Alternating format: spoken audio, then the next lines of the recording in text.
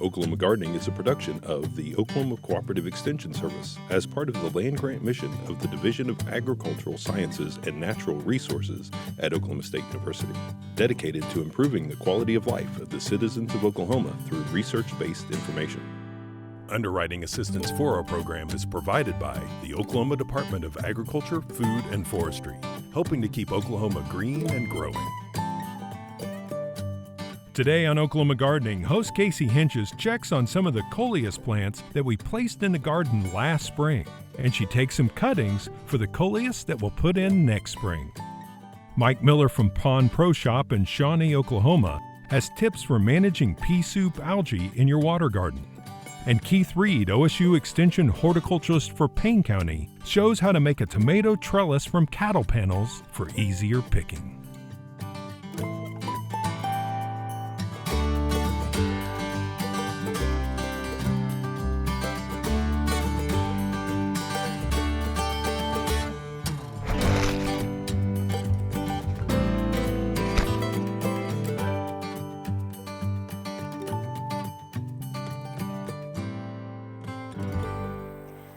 Earlier this spring, we introduced you to several different coleus that we like to use here at the Botanic Garden.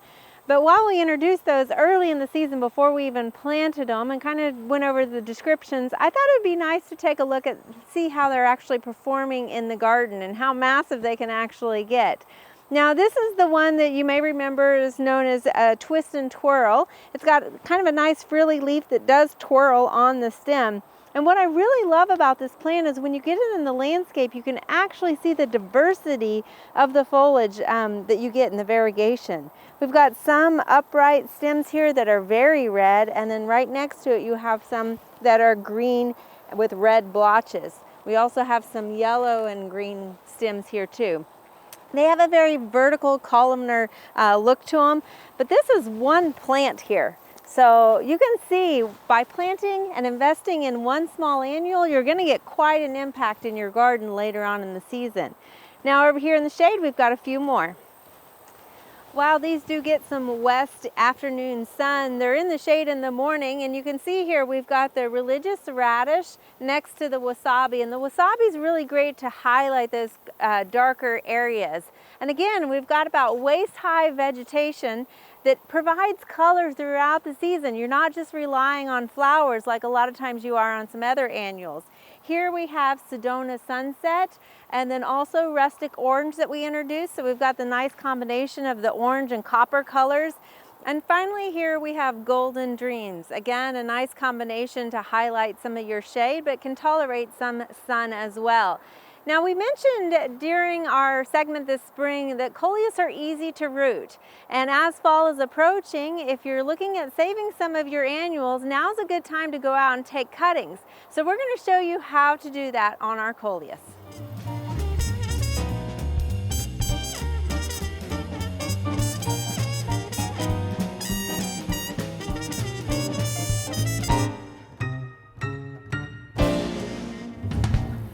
Now, this spring we talked about how easy it is to propagate coleus just simply by cutting them off and putting them in water.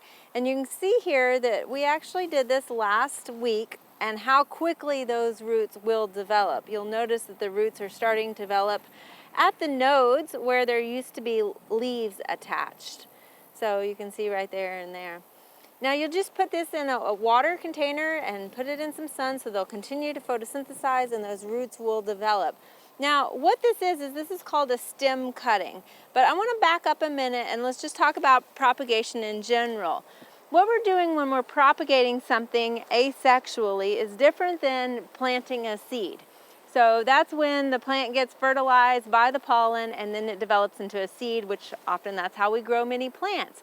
But there are several reasons why we might asexually propagate plants, and that can be done through stem cuttings. It also can be done through budding and grafting.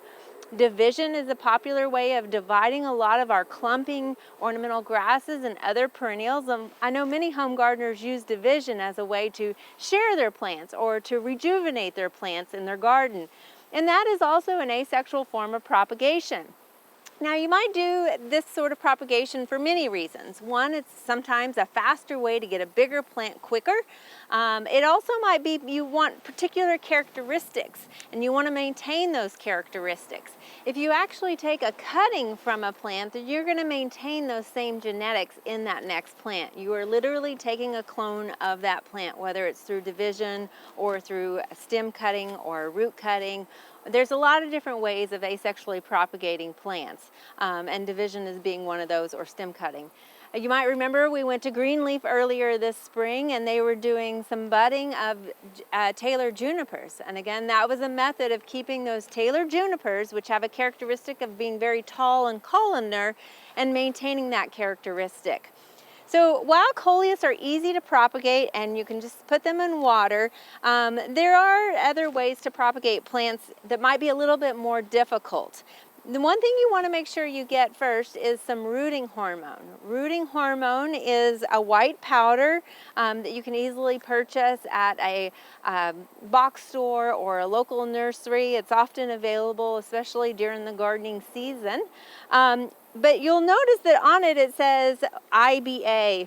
And this is basically a synthetic hormone, and it's in a very low concentration.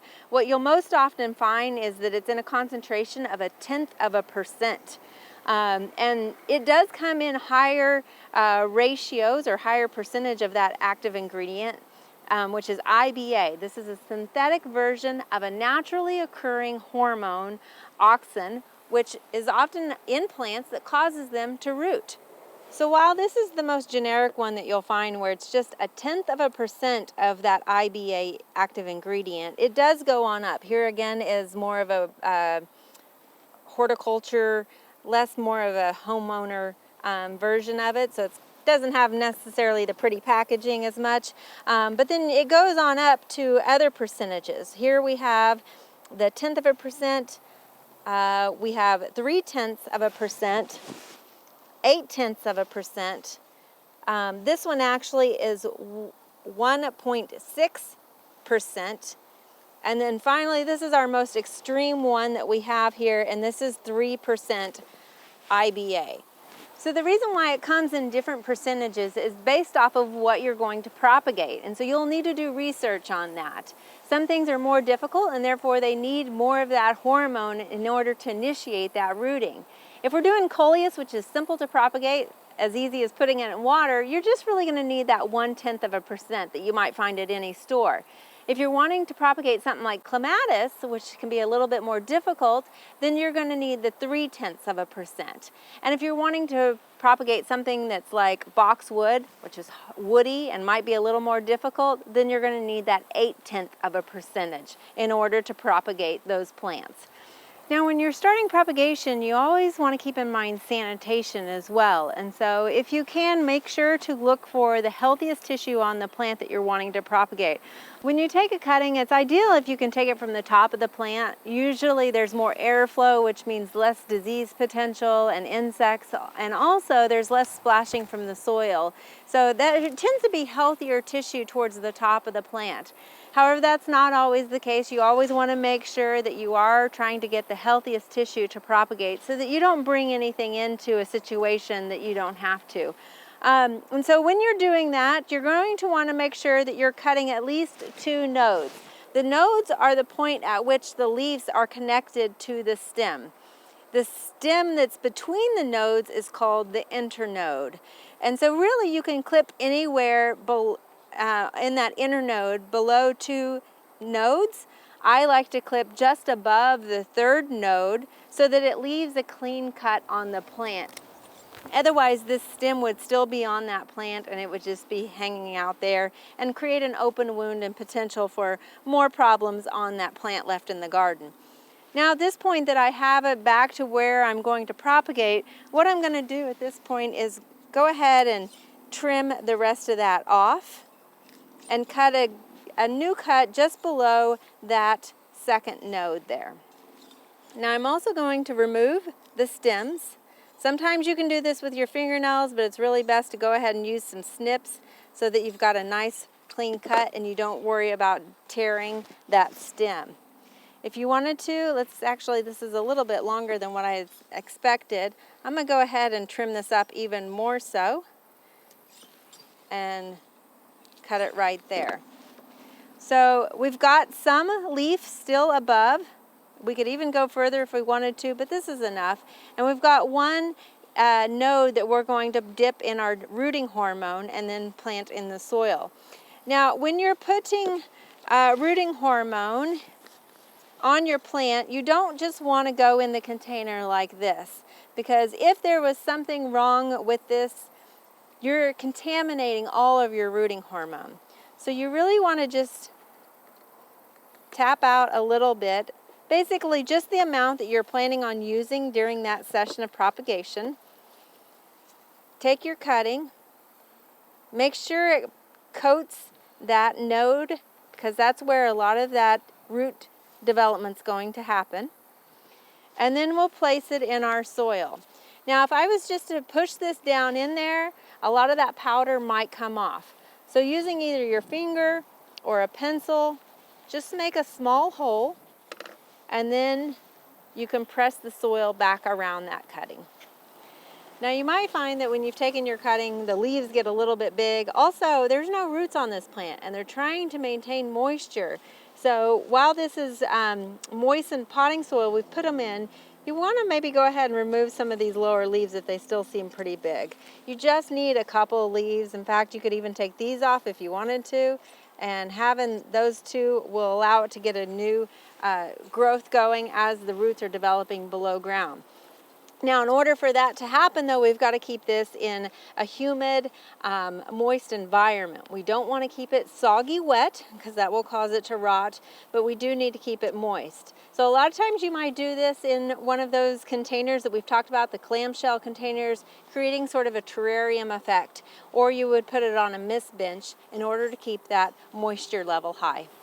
So again, while this might seem like a little bit of overkill on a plant that can actually root in water, this is the practice that you would use for stem cutting. And it might seem like it might take a little while, but the more you get used to what you're doing, you're going to be an old pro at this and be snipping these off in no time and be plugging them into your potting soil, and you'll have a flat of these in no time at all. You just want to make sure that you're researching what plant you're doing, because this might not be the proper rooting hormone, or it might not be the proper way to root whatever particular plant that you're looking at propagating. So that's the important thing. For more information on propagating plants, check out this extension publication.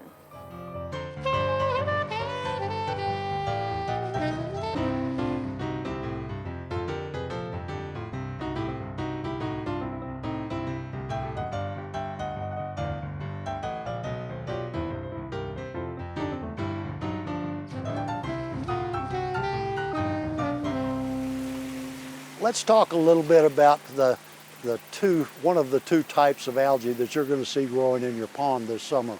That's the single cell algae, sometimes called pea soup green. And all it is a little tiny algae, but billions of them that are in your water. And again, they are caused by an imbalance in your pond. You have not enough filtration, too many fish, and probably you have too much nutrient in your water and too little bacteria. So what does that mean? Well, most everybody thinks that the purpose of the pond is to have a lot of beautiful fish. So we have people come in and they've got a 2,000-gallon pond and they've got 50 fish in there. That waste is going to take a huge bacteria colony to reduce the amount of waste and make it usable by the plants. So that they're probably not ever going to be successful at getting their pond as clear as they would like to have it. We always recommend no more than 4 fish inches per 100 gallons of water. So you take your fish and lay them nose to tail out on the ground and measure them. Don't really do that, but measure them in your mind and think about how many feet of fish you have and determine your volume of your pond. Everything starts with the volume. How big your pump is, how big your waterfall is, how big your skimmer is, how many fish you can have. All of that has to do with the volume of your water. And when you don't have balance in any of those things, when something's off, you're going to see a result, and that result typically is algae, single cell algae. But get a clear glass, take a cup of water and hold it up where you can look through it and see, do you really have single cell algae floating in there? Is it green? Is it maybe brown from rain, runoff, coming into and bringing dirt into your pond, and then you can't see your fish or you can't see the bottom? It could be either one of those things. So take a clear glass first and do that. And then think about dilution. The solution to pollution is dilution. So what I'm saying is, I want you to take out 25% of your water, put fresh water back in. You've just diluted the amount of algae in your pond and the amount of nutrient in there that the algae is growing on. So you want to be sure that you do that on a regular basis. We recommend 10% a week. If you can't do that, then do it 20% every 2 weeks. So do a nice change of water. That reduces the nutrient. That gives your bacteria colony a chance to balance out the amount of ammonia that's in there. And second, we recommend that you cull the herd. You want to make sure that you save the prettiest fish. You want to make sure that your fish are breeding to the good characteristics and not breeding back to the original carp color, which some of you may like, but still it's the recessive gene. So you want to make sure that you're giving away, taking care of all of those other fish that you don't need in your pond. Those are some simple things you can do without buying chemicals that will help you reduce the amount of pea soup green in your pond. We of course have all kinds of chemicals that will do that for you, but once you start treating with an algicide that kills the algae's got to go somewhere. It's going to get trapped in your filter at the top of the waterfall, in your bog, or in your skimmer, and you're going to have to clean those out on a more regular basis. Or if it doesn't get trapped in a filter, it's going to the bottom of the pond. And that becomes muck. I don't know that that's the scientific term for it, but that's what I call it. That's probably what you call it too. And we know what it is. It's that silt-like stuff that builds up at the bottom of the pond, and you can't get it out. If the fish swim down near it, it stirs it up in the water column. So in order to take care of that, there's bacteria that can help eat that up and get rid of it. But one of the best things you can do is to cut down on the number of fish that you have in your pond and make sure that they're the best and the prettiest, the ones that you really love. I know it's hard to get rid of fish, but you need to find friends in the water garden club or water garden society around you, put out the word and let people know you have fish to give them. That's the safest thing you can do. Don't put them in any public waterways. That's not legal and not nice either. So keep those things in mind as we start going through the winter time. When you get ready for spring, you're going to have to clean out any of the muck that you can get out of the bottom, leaves if you let any fall in during the fall or the winter, and you're going to have to start treating with bacteria in order to build that colony up so that you've got enough to offset the increased waste the fish are soon going to start releasing. If you have any questions about that, you can find all kinds of information, but be sure that you're looking about information from your area. What folks do in Houston, Texas is different than what we do in Oklahoma. The people in Minnesota don't even know what we're talking about down here in Oklahoma. So make sure of your source if you're going to do any investigation for that. Single cell algae is your friend.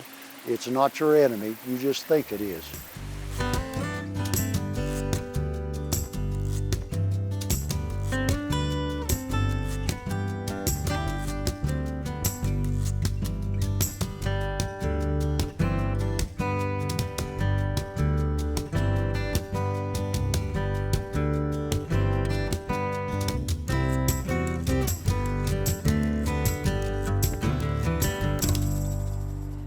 Today we're here in the garden at our Daily Bread Food and Resource Center in Stillwater, and we're going to talk about tomatoes.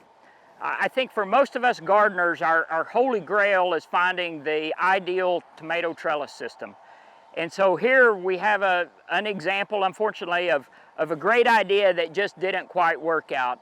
So I have here a kind of a variation of the stake and weave system, And I was particularly excited about this because this was some old surplus electrical wire, and I thought, gosh, that'll be great. This little insulation will provide some extra protection against damaging the tomato stems. But as you can see here, it's safe to say this is a bust. There's simply too much stretch in this wire, and it has not done what I would hope it would do. But fortunately, we have another example over here that we're a lot more excited about. So we'll step over here and take a close look. So here we are in Cherry Tomato Canyon, and I want to show you this trellis system that we're a lot more excited about. And several reasons that I'm excited about this, and we'll talk about that in detail in a few moments. But if you look here, this is a heavy-duty cattle panel, and our local farm and garden center calls this a bull panel. So I don't know how much of an identifier bull panel is if you start to do something like this, but I will tell you that this panel is 50 inches tall, and this is 1 gauge wire. And critically important, I think, is this is a 6 by 6 inch spacing.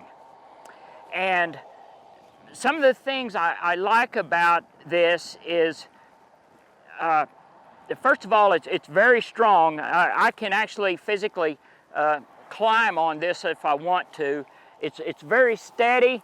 We only have a T-post every 8 foot or so, and it's handled our winds just fine this summer.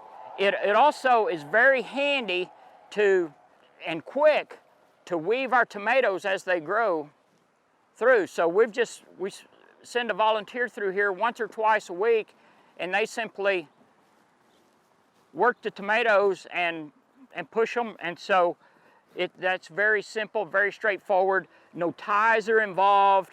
It's quick, it's simple. For a community garden like this, it's easy to show a volunteer what they need to do, and they can take it and run with it. Another thing I like about this idea is cleanup at the end of the season is really, really straightforward. If we can come down here and take a look.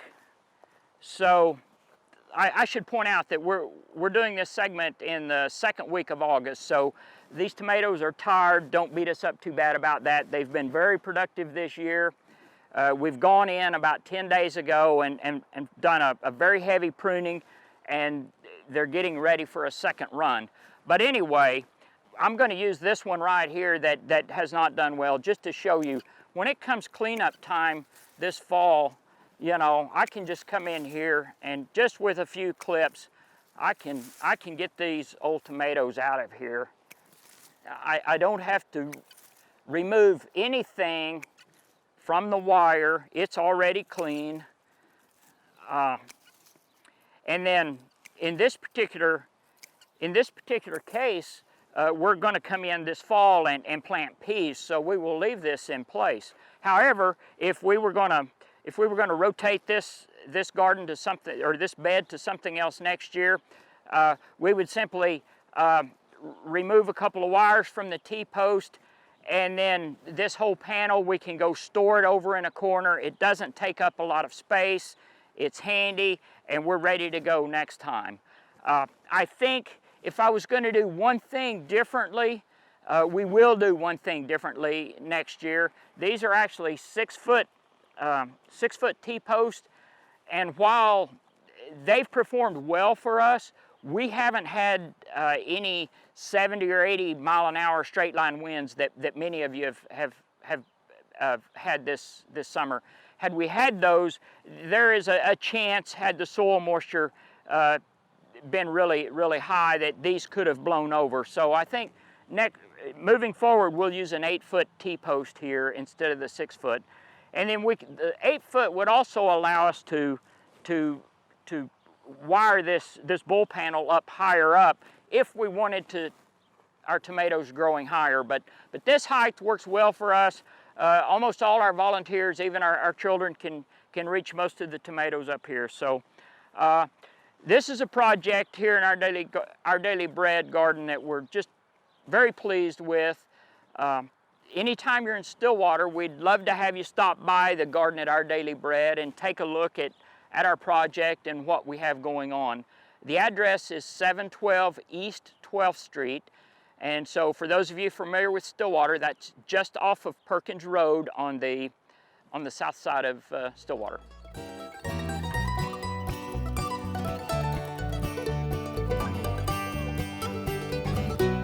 There are lots of great horticultural events this time of year. Be sure and consider these activities when you're making your plans for the weeks ahead.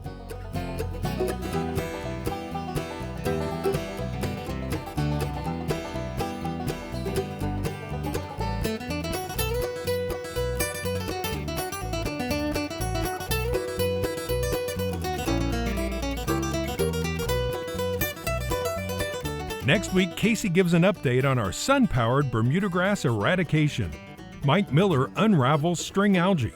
We visit a beautiful rural garden, and we see how cattle panels can help our cucumbers as well. We wish you health and wellness, and we'll see you next week for more Oklahoma Gardening. To find out more information about show topics, as well as recipes, videos, articles, fact sheets, and other resources, including a directory of local extension offices, be sure and visit our website, oklahomagardening.okstate.edu. And we always have great information, answers to questions, photos, and gardening discussions on your favorite social media as well. Join in on Facebook, Twitter, and Instagram. You can find this entire show and other recent shows, as well as individual segments on our Oklahoma Gardening YouTube channel. And tune in to our OK Gardening Classics YouTube channel to watch segments from previous hosts. Oklahoma Gardening is produced by the Oklahoma Cooperative Extension Service as part of the Division of Agricultural Sciences and Natural Resources at Oklahoma State University. The Botanic Garden at OSU is home to our studio gardens, and we encourage you to come visit this beautiful Stillwater jewel. We would like to thank our generous underwriter, the Oklahoma Department of Agriculture, Food, and Forestry. Additional support is also provided by Pond Pro Shop, Greenleaf Nursery and the Garden Debut Plants, the Oklahoma Horticultural Society, and the Tulsa Garden Club.